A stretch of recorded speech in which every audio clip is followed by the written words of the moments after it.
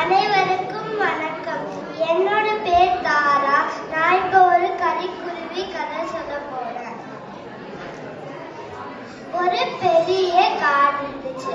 அந்த காட்டுல ஒரு சின்ன கரிக்குருவி வாழ்ந்து வந்துட்டு இருந்துச்சு.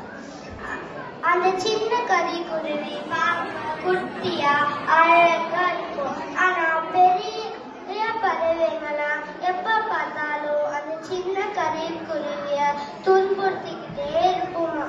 அந்த சின்ன கரிக்குருவி சொல்லிச்சு, நம்ம என்னடா பாவம் பண்ணோம், இந்த பெரிய பறவைங்களை நம்மளை இப்படி போட்டு அடிக்குதுன்னு சொல்லிச்சா.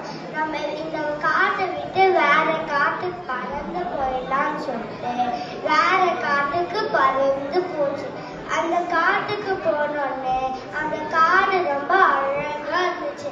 எங்க பார்த்தாலும் பழங்கள் பூக்கள் நிறைஞ்சு இருந்துச்சு. அந்த சின்ன கரிக்குருவி ஒரு மரத்து மேல, ஒரு அழகான மரத்து மேல போய் உட்காந்துச்சு. அதுக்கப்புறமா இப்ப என்ன பண்ணலான்னு யோசிச்சு அந்த காட்டுக்குள்ள ஒரு முனிவர் வராரு. அவரு கையில ஒரு கொடை பிடிச்சிருக்காரு. அந்த சின்ன கரிக்குருவி ஒரு மரத்து மேல உட்காந்துட்டு இருந்துச்சுல, அந்த மரத்துக்கு கீழே உட்காந்து சில மக்கள் அந்த முனிவரை பார்த்துட்டு அந்த முனிவரை சுத்தி உட்காடுறாங்க.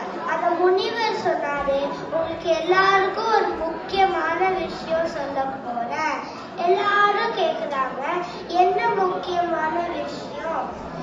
மதுரை மீனாட்சி சொக்கநாதர் சிவன் கோயில்ல ஒரு பொற்றாமரை குளம் இருக்கு.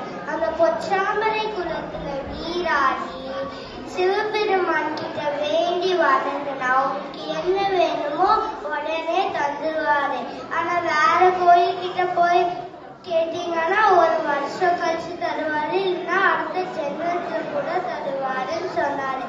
அது கேட்ட அந்த கரிக்குருவி மதுரை மீனாட்சி சொக்கநாதர் சிவன் கோயிலுக்கு பறந்து போய் பொற்றாமரை குளத்துல நீராடி 3 நாள் அந்த கோயில சுத்தி வந்துச்சு. அதுக்கப்புறம் சிவபெருமான் கிட்ட வேண்டி வந்துச்சு. பார்வதி கேக்குறாங்க, இந்த கரிக்குருவிக்கு என்னதான் வேணும்னு. சிவன் சொல்றாரு, போன ஜென்மத்துல இந்த கரிக்குருவி ஒரு மனுஷனாதான் பிறந்துச்சு. ஆனா பாவம் பண்ணனால இந்த ஜென்மத்துல ஒரு கரிக்குருவியா பிறந்துச்சு. இந்த கரிக்குருவிக்கு என்ன வரம் வேணுமோ அந்த வரத்தை நான் இப்ப தருவேன் அப்படின்னு சிவபெருமான் சொன்னாரு. சிவபெருமான் ஒரு மந்திரத்தை அந்த கரிக்குருவிக்கு உபதேசம் செஞ்சாரு. அந்த கரிக்குருவி 2 வரம் கேட்டுச்சு. என்னைய பெரிய பறவைகளா எப்ப பார்த்தாலும் துன்புறுத்திட்டே இருக்கு, அதனால எனக்கு ஒரு வலிமையான சக்தி கொடுங்க அப்படின்னு சிவபெருமான் கிட்ட அந்த கரிக்குருவி கேட்டுச்சு. நான் தரேன்னு சொல்லிட்டு சிவபெருமான் தந்தார். சிவபெருமான் சொல்றாரு, இனிமேல் உன்னோட பேர் வலியா. அந்த சின்ன கரிக்குருவி இன்னொரு வரம் கேட்டுச்சு, என்னோட பரம்பரைக்கும் இந்த வலிமையான சக்தி கொடுங்க அப்படி அந்த சின்ன கரிக்குருவி சொல்லுச்சு. நான் தரேன்னு சொல்லிட்டு சிவபெருமான் அந்த சின்ன கரிக்குருவியோட பரம்பரைக்கும் அந்த வலிமையான சக்தி கொடுத்தாரு. அந்த சின்ன கரிக்குருவி 2 வரத்தையும் வச்சுக்கிட்டு சந்தோஷமா பறந்து போயிடுச்சு. இந்த கதை சிவபெருமானோட 64 திருவிளையாடல் புராணத்துல ஒன்று.